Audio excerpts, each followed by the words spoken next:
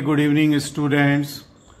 This is a short note on the azygos vein. Sometimes this azygos vein is asked because it drains the thoracic wall and part of the abdomen also, okay? The posterior part of the abdomen. Okay. In introduction, I will say that the azygos vein is present only on right side, so it is a unilateral structure, not like that of the thoracic, the mammary artery, okay?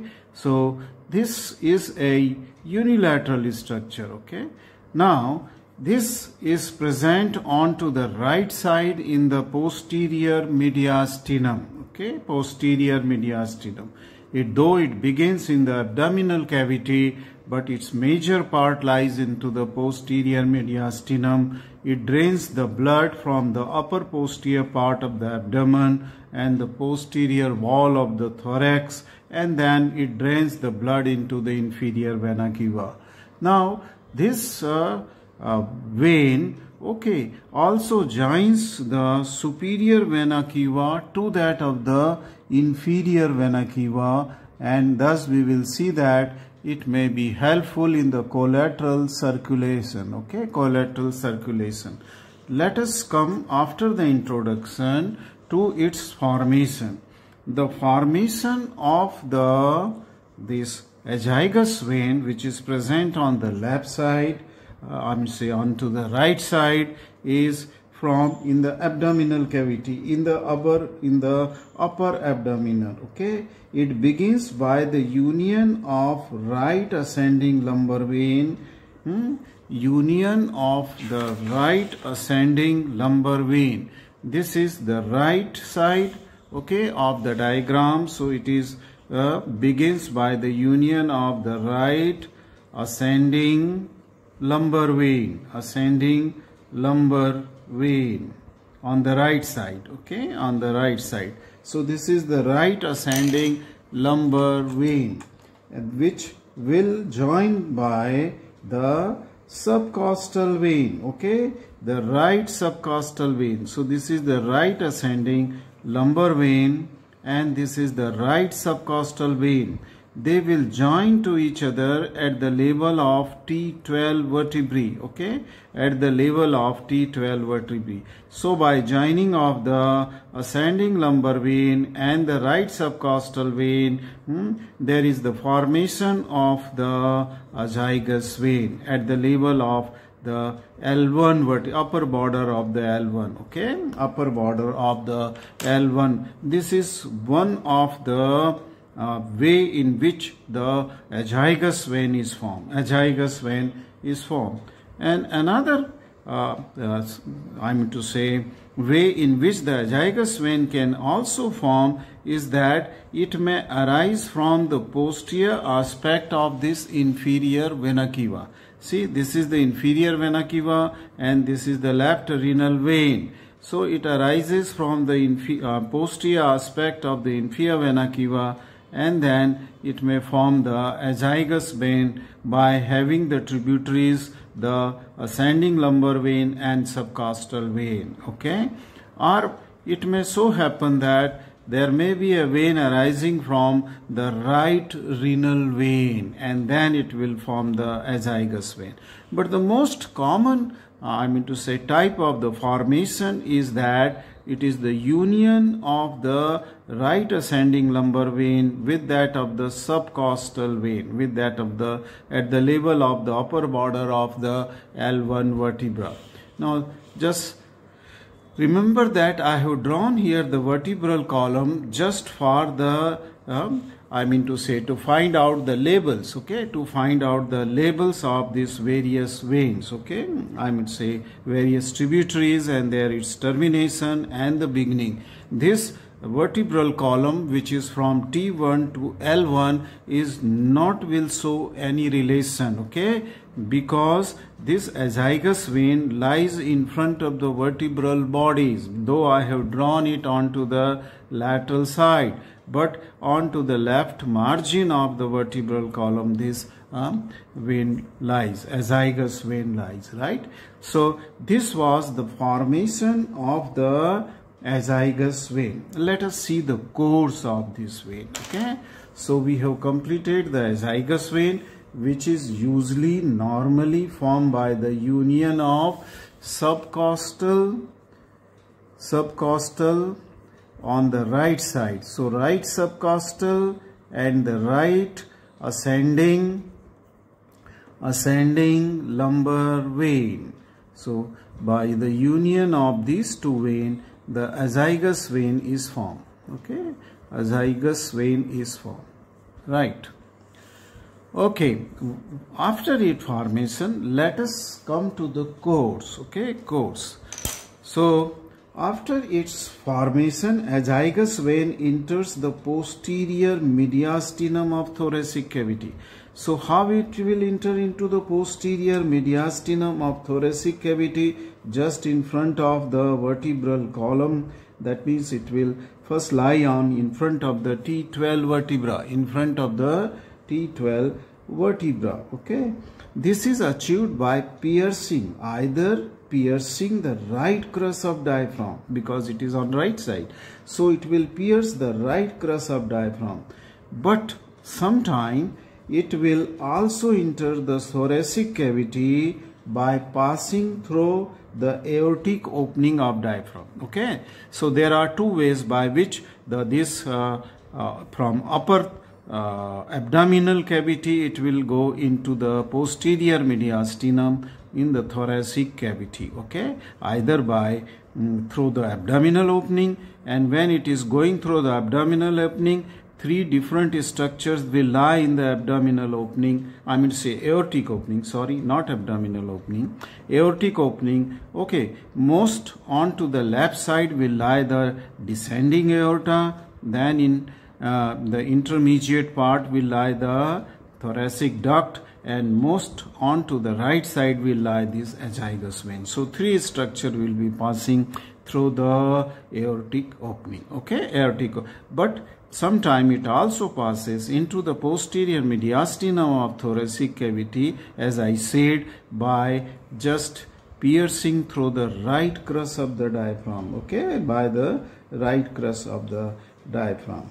Now the azygos vein ascend up to T4 vertebral level, okay, lying in front of the vertebral column. As I said that this diagram of the vertebral column is just for reference, but this azygos vein, while it is ascending, it will lie in front of the vertebral bodies, okay, right from T11 in the thoracic posterior mediastinum, from T11 to T4, okay, from T11 to the thoracic fourth vertebral body. This is the level of thoracic fourth vertebral body, okay?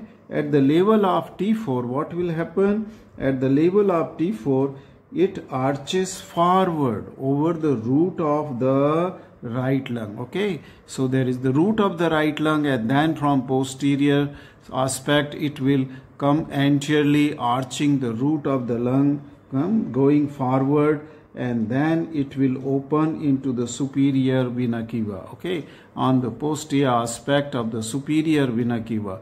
This is the superior vena cava, where it is opening at the level of the thoracic fourth vertebral body, and this corresponds with that of the your second costal cartilage, external angle, okay, second costal cartilage, which is at the external angle. So at that level, or at the level of T4, near lower border of the T4, this azygos vein then will open into the superior vena cava. So whatsoever blood it will bring, it will pour into the superior vena cava, and this is just at the level where superior vena cava is going inside or penetrating the pericardium, okay, pericardium. here. So this is the course, okay, right from the abdominal region to that of the T4 label. This is the course lying in front of the vertebral bodies, okay, of course onto the left side, okay, of course onto the left side. Let us now come to the relation, okay. So we have seen the course from its formation to that its opening into the superior vena cava, right. Let us come to the relation. Let us see the anterior relation first, and that can be better understood with this diagram. A cross section of thoracic vertebrae somewhere at 5th, 6th or the 7th level, okay. This is the cross section is here, or still lower level. It is still lower level because I have shown you the hemiazygos vein. So it is somewhere between 9th, 10th or 11th thoracic level. 11th thoracic level. Now see the relation of this azygos vein. What lies anterior to the azygos vein? Okay, anterior. Now anteriorly the azygos vein is related partly to the right border. This is the right side and this is the left side. So it is, this is the azygos vein. This is the thoracic duct in this diagram, and this is the flattened muscular tube esophagus. So this is the esophagus, thoracic duct. On right side is azygos vein. This is the sympathetic chain by the side of the body of the thoracic vertebral column, and this is the descending aorta on the left side, descending, and this is the intercostal, right intercostal branch, which will cross the column and then it will go into the intercostal space in the subcostal groove, and this is the left intercostal artery, okay, which will go to the left intercostal groove, okay. So right has to cross the vertebral column, okay, because the descending aorta lies onto the left side, okay, onto the. So this orientation, if it is clear, then we come to the relation. Anteriorly it is related to the esophagus. See this? Okay, partly, okay, that means the right margin of the esophagus is overlapping the azygos vein. Yes, this is the azygos, which is lying onto the left side of the vertebral column, okay, onto the left side of this body of the thoracic vertebrae. So esophagus, anteriorly esophagus is there, right? Anteriorly it is the esophagus. What lies onto the posterior side? Okay, let us see onto the posterior side. This is the thoracic vertebral column. So right from its opening into the, it's ascending into the posterior mediastinum, it lies in front of this vertebral bodies, okay, it lies an intervertebral disc. So posteriorly it is related to T5 to T12 thoracic vertebrae, okay, thoracic vertebrae, okay, T5 to T12. See here, right from here, this will lie here, T5, T6, 7, 8, 9, 10, 11 and 12. It will lie in front of the thoracic vertebral bodies and its intervertebral disc, and then this, all this label, it will be in relation to the intercostal artery, right intercostal artery, which is crossing the vertebral. So from here all the vertebral artery, intercostal artery will be crossing to the right side, and these intercostal arteries between T5 to that of the T11, they will be under, will be crossed by, will be lying on its posterior aspect, okay, on posterior. So vertebrae and intercostal artery, intercostal arteries, so intercostal arteries, okay, they will be lying posterior to it, okay. Now what lies on its right side? So this is the right side.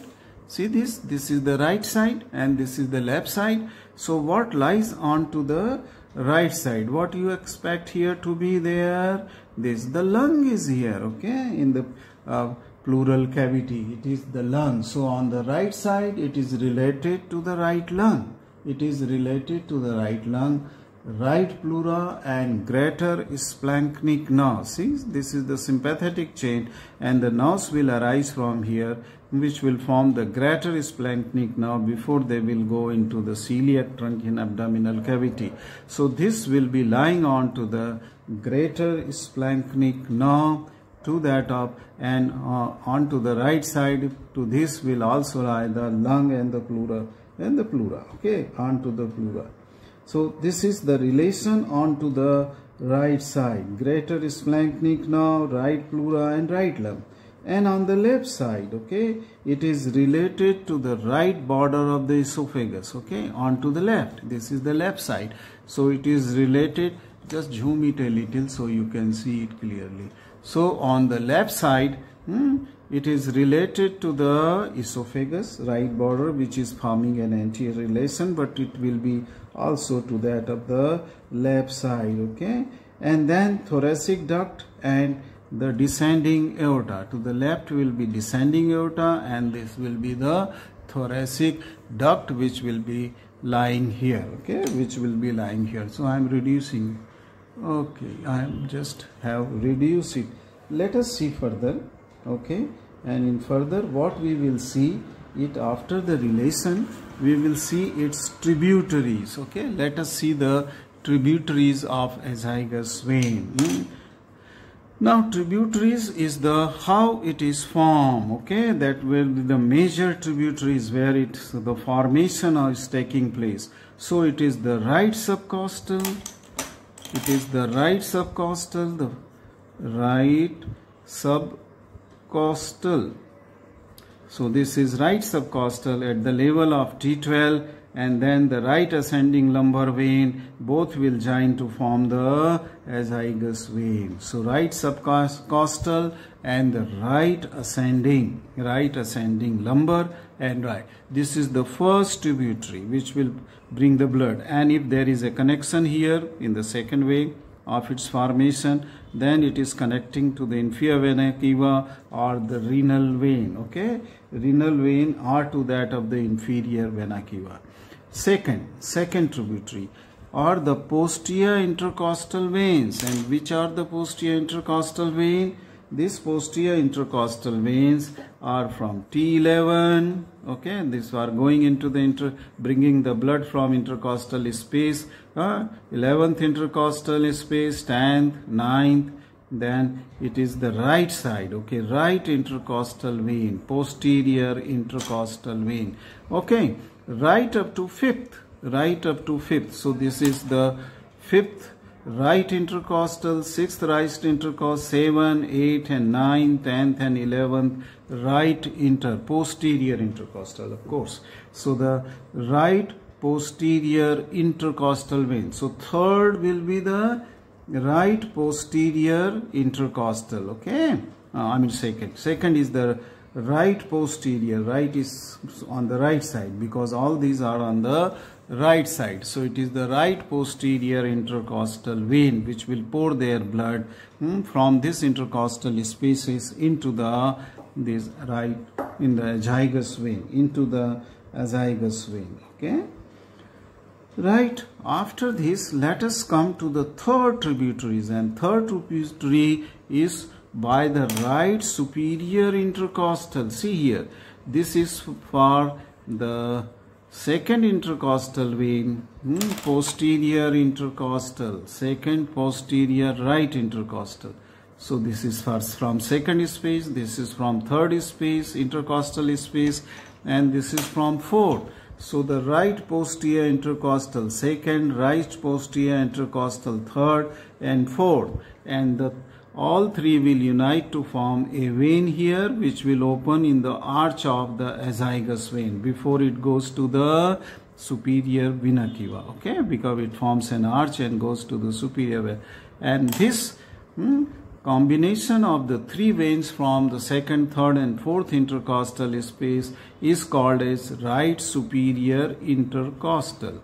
This is the right superior intercostal, right superior intercostal vein. and this will open into the, so it is a tributary, okay, it is a tributary of the azygos vein. Then coming to the next tributary, it is the right bronchial vein coming from the bronchial tree, so from the root of the lung, and this will open just before it opens into the inferior vena cava, okay, where it is arching to the root of the lung, okay. Sorry.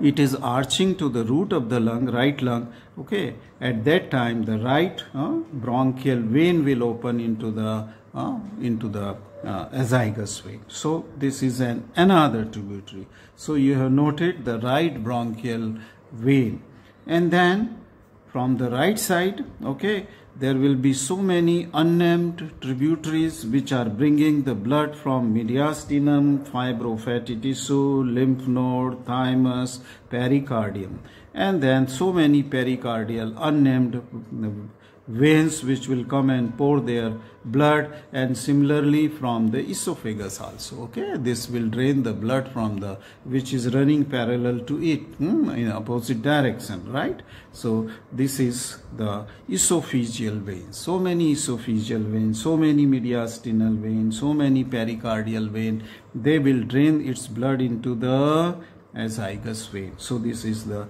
and all this which I have named here, from here to here, they are draining the blood from the right side only, okay, right side of the posterior abdomen, posterior thoracic wall, okay, right side of the intercostal spaces, okay, and posterior mediastinum, right. Let us come to see about the hemiazygos or azygos vein, okay. Now this are draining the blood from the left side of the thoracic wall. Left thoracic wall is drained by a separate set of the veins similar to that of right superior intercostal. There will be a right, so there will be a left superior intercostal, but it will not drain to the azygos system of vein, but it will drain to the brachiocephalic vein,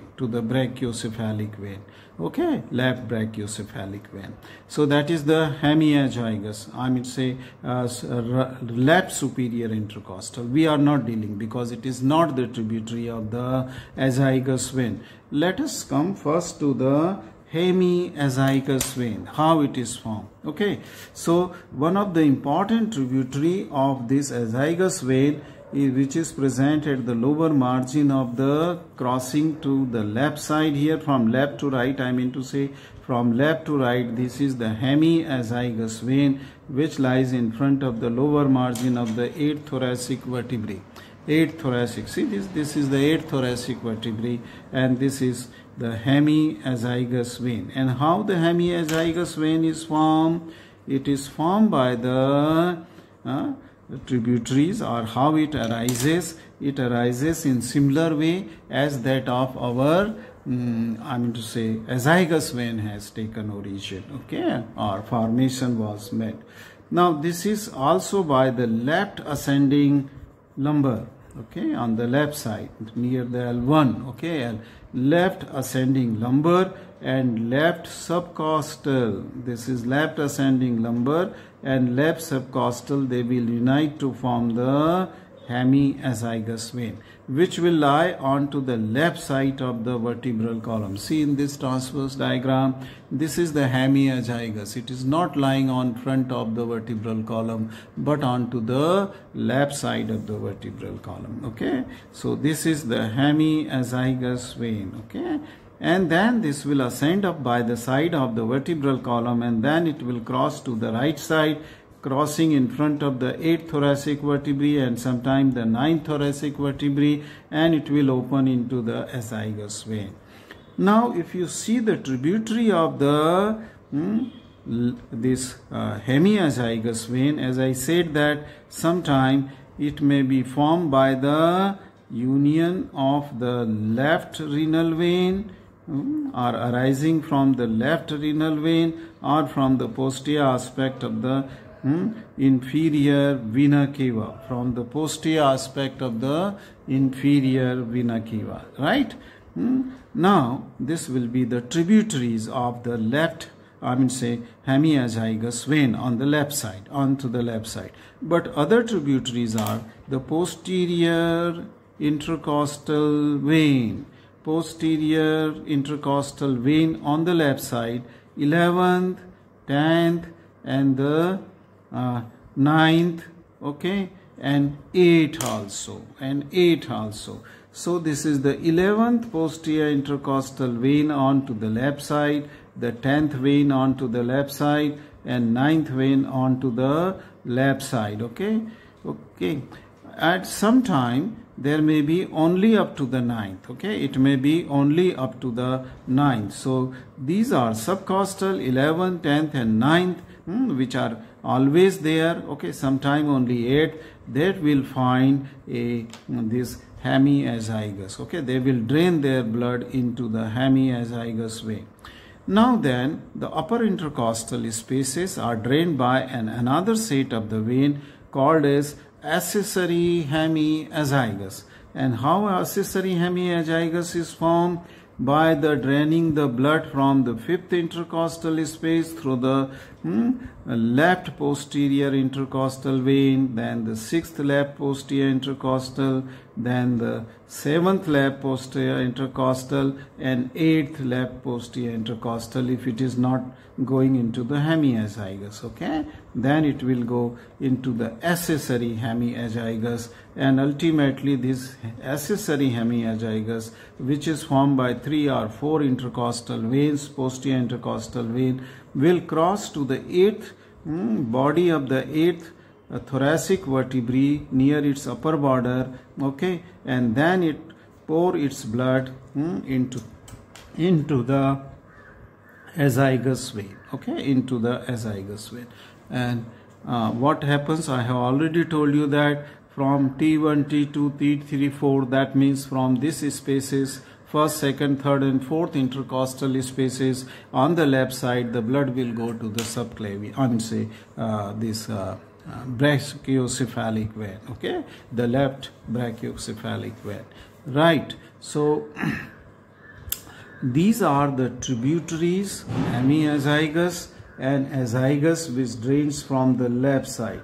Now let us see what is the total area of the blood drained by the azygous system of vein.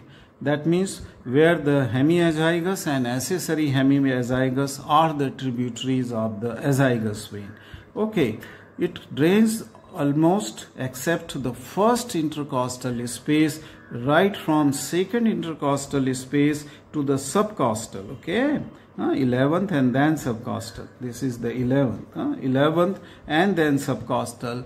That is, all the posterior aspect of the thoracic wall is drained by the this azygous vein.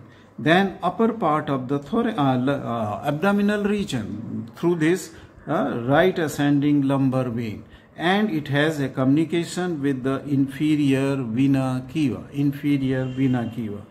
This also drains from the left side, but left side from 5th intercostal space to that of the subcostal and to the upper part of the left abdominal region. All this area is drained by the azygous system of the veins, okay, and ultimately the blood will go to the superior vena cava.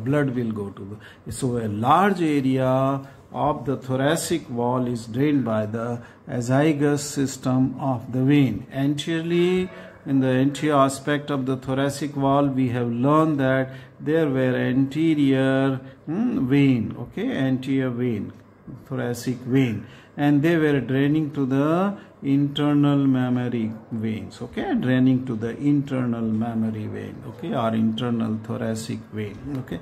So on anterior aspect they were draining, right. Lastly, we come to the applied anatomy, and in applied anatomy only the important point is that there is a communication between the superior vena cava here on the top, okay, at the level of T4, and this communication is with that of the inferior vena cava in the upper abdomen at the level of the renal vein, okay, at the level inferior. So there is a communication between superior and inferior vena cava. Both will drain the blood into the right atrium of the heart. But if there is some blockage is there, okay, then this communication will be draining it, the blood, by bypassing it, okay. Say for example, if there is a blockage here in the superior vena cava before it opens into the right atrium in the superior vena cava, then the blood coming into the superior vena cava from the upper extremity or from the head and neck, and that of this will bypass through the azygos vein here and will reach to the inferior vena cava, and inferior vena cava then will bring this blood to the right atrium, okay. So in this way, if any blockage is there, it is taken care of it, okay. That is the utility of the anastomosis between superior vena cava and that of the inferior vena cava. Now this important short note on azygos vein, you should draw at least two diagrams, one for relation, anterior, posterior, right and left lateral relation, and another similar diagram here for the origin or formation of the azygos vein and its termination, okay, and its tributaries. This diagram will, but you should not draw for example a column, just you give number of this and then immediately draw quickly this very simple diagram, So this completes the short note on the azygos vein. Thank you very much for watching this video.